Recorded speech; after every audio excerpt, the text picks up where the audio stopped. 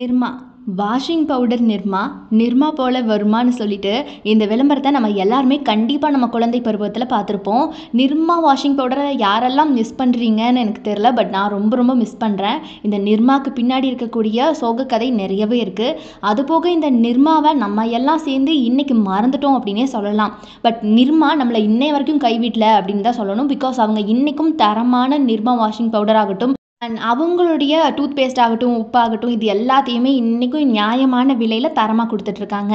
இதற்கு பின்னாடி இருக்கக்கூடிய வரலாறு என்னென்னு பார்க்கலாமா? கர்சன்பாய் பட்டேல் குஜராத்தை சேர்ந்தவர் தான் இவர்.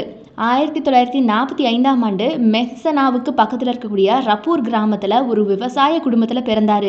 எதையுமே ஆர்வத்தோடு படித்தா அதுலேயே ஆழ்ந்த திளைத்திடலாம். அந்த துறையில் மாஸ்டர் ஆகலாம் அப்படிங்கிறதுக்கு ஒரு உதாரணம் தான் கர்சன்பாய். அவர் படித்தது பிஎஸ்சி கெமிஸ்ட்ரி. ரசாயனங்கள், அதனுடைய தொழில்நுட்பங்கள் எல்லாத்தையுமே தெரிஞ்சுக்கிறதுல அவருக்கு ஒரு அதீதமான ஆர்வம் இருந்துச்சு. இவருடைய 21 வயசுலேயே ரசாயனங்கள் பற்றியும் அதனுடைய சேர்மானங்கள் குறித்தும் பார்த்திங்கன்னா இவருக்கு ஒரு தெளிவான பார்வை வந்துருந்துச்சு. அதுக்கப்புறமா இவர் பட்டம் பெற்றதும் இவருடைய முதல் வேலை அப்படிங்கிறது பார்த்தீங்கன்னா அகமதாபாத்தில் இருக்கக்கூடிய நியூ காட்டன் மில்ஸில் தான் அமைஞ்சது. பிரபல லால்பாய் குரூப்புக்கு சொந்தமான தொழிற்சாலை தான் இது. லேப் டெக்னீஷியன் வேலை தான் இவருக்கு அங்கே இருந்துச்சு. அவருக்கு பிடிச்ச வேலை தான் அப்படின்னாலும் கூட அங்கேயே முழுக்க முழுக்க தன்னுடைய வாழ்நாளை ஓட்டிடக்கூடாது அப்படிங்கிறதுல ரொம்பவே தெளிவாக இருந்திருக்காரு.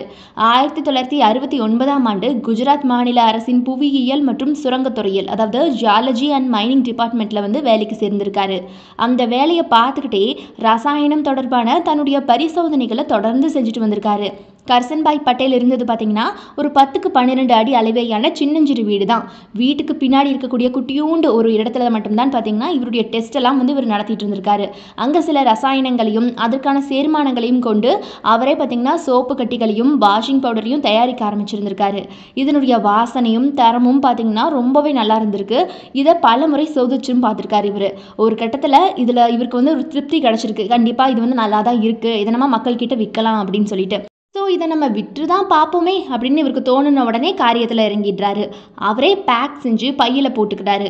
அவருடைய வீட்டிலிருந்து அவர் வேலை பார்க்கும் இடம் பார்த்தீங்கன்னா 17 கிலோமீட்டர் தூரத்தில் இருந்திருக்கு. சைக்கிள் எடுத்துக்கிறாரு. வழக்கமான நேரத்தை விட சற்று முன்னதாகவே கிளம்புறாரு வீட்டிலேருந்து. அலுவலகத்துக்கு போகக்கூடிய வழியில் வீடு வீடாக வாஷிங் பவுடரை விற்க ஆரம்பிச்சிருக்காரு. அன்றைய சூழலில் பார்த்தீங்கன்னா வாஷிங் பவுடர், சோப்புகளை தயாரித்து விற்கக்கூடிய தொழிலில் Hindustan Unilever, protector and cable போன்ற பெரிய நிறுவனங்கள் மட்டும்தான் ஈடுபட்டு இருந்தாங்க.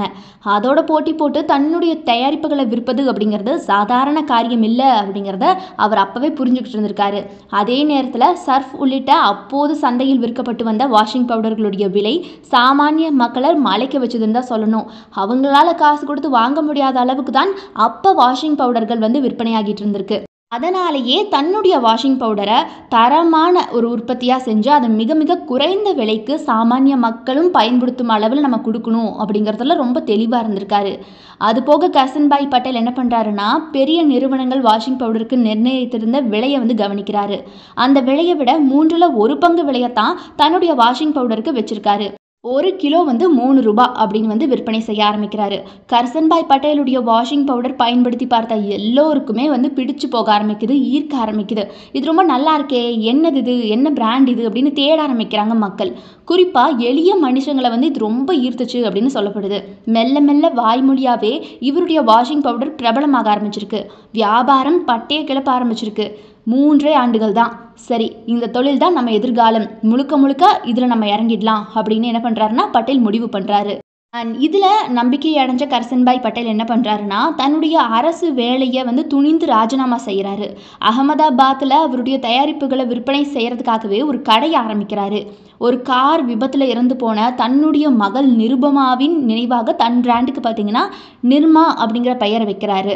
முழுக்க முழுக்க அவர் கற்பனையில் உருவான நிர்மா தொலைக்காட்சி விளம்பரம் பார்த்தீங்கன்னா ஒரு புதிய உச்சத்தை தொட்டுச்சு அப்படின்னு சொல்லலாம். எல்லார் வீட்டு அந்த டிவிலையும் ஓடக்கூடிய விளம்பரம் இந்த நிர்மா விளம்பரம். அப்படி ஓடிச்சு அப்படின்னா எல்லாரும் குடும்பமாக ஒரு நிமிஷமாவது ஒரு செகண்டாவது மெய் மறந்து அந்த விளம்பரத்தை பார்ப்பாங்க. கண்டிப்பாக இது எல்லா வீட்லேயுமே நடந்திருக்கும். அது போக எங்கேயாவது தெருவில் நடந்து போகிறோம் அப்படின்னா ஒரு வீட்டு வாசல்லையாவது அந்த நிர்மா பிராண்டுடைய விளம்பரம் ஓடிக்கிட்டு இருக்கும். அந்த சத்தம் காதில் கேட்கும். இது 90s கிட்ஸ் எல்லாருமே உணர்ந்திருப்பீங்க. ஸோ ஒரு குடும்பமாக இல்லத்தரசிகளும் ஒரு குழந்தையும் திரையில தோன்றி இந்த மாதிரி மாதிரியான ஜிங்கிள் விளம்பரம் பார்த்தீங்கன்னா பட்டி தொட்டியெல்லாம் பிரபலமாச்சு. ஒரு கடைக்கு போய் நின்னாலே நிர்மா போல வருமா, வாஷிங் பவுடர் நிர்மான்னு சொல்லி தான் அந்த அடைமொழியோட கேட்குற அளவுக்கு நிர்மா பிராண்டு மக்கள் மனசில் நீங்கா இடம் பிடிச்சது. நம்ம வீட்டில் ஒரு பொண்ணா அந்த நிர்மா பிராண்டில் இருக்கக்கூடிய அந்த கவுன் போட்டிருக்க குழந்தைய பார்க்குற அளவுக்கு மக்கள் மனசில் பதிஞ்சது இந்த பிராண்டுன்னு சொல்லலாம். அடுத்து மகாராஷ்டிராவிலும் குஜராத்திலும் சூடு பிடிக்க ஆரம்பித்த நிர்மா வியாபாரம் மெல்ல மெல்ல அடுத்தடுத்த மாநிலங்களுக்கும் பரவுச்சு. அன்றைய டிட்டர்ஜென்ட் சந்தையில் ஒரு புதிய சகாப்தத்தையே நிர்மா படைச்சது. அடுத்த 10 வருஷங்களில் இந்திய டிட்டர்ஜென்ட் சந்தையில் நிர்மா தனக்கென ஒரு தனி இடத்தையே பிடிச்சுக்குச்சு. கர்சன்பாய் பட்டேல் அப்படிங்கிற ஒரு தனி மனிதரால் உருவாக்கப்பட்ட நிர்மா குழுமத்தில் 2004ஆம் ஆண்டு புள்ளி விவரப்படி பார்த்தீங்கன்னா பணியாற்றியவர்களின் எண்ணிக்கை 14,000. நிர்மா வாஷிங் சோப், வாஷிங் பவுடரை தொடர்ந்து வேறு சில தயாரிப்புகளையும் சந்தைக்கு கொண்டு வந்தார் கர்சன்பாய் பட்டேல். குளியல் soap, bathroom soap, shampoo, toothpaste, ஷூத் சமையல் உப்பு அப்படின்னு சொல்லிட்டு பல பொருள்கள் சந்தைக்கு கொண்டு வரப்பட்டுச்சு.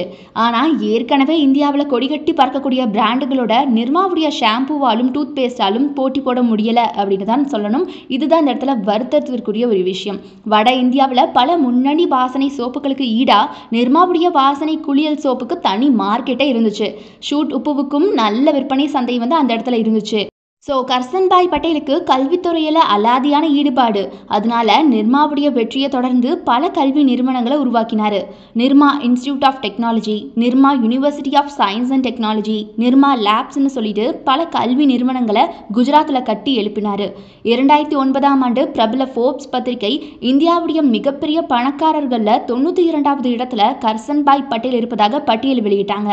ஆனால் அதே ஃபோர்ப்ஸ் பத்திரிகை பார்த்தீங்கன்னா 2019ஆம் ஆண்டு வெளியிட்ட பட்டியலில் 30வது இடத்துக்கு முன்னேறி இருந்தார் கர்சன்பாய் பட்டேல்.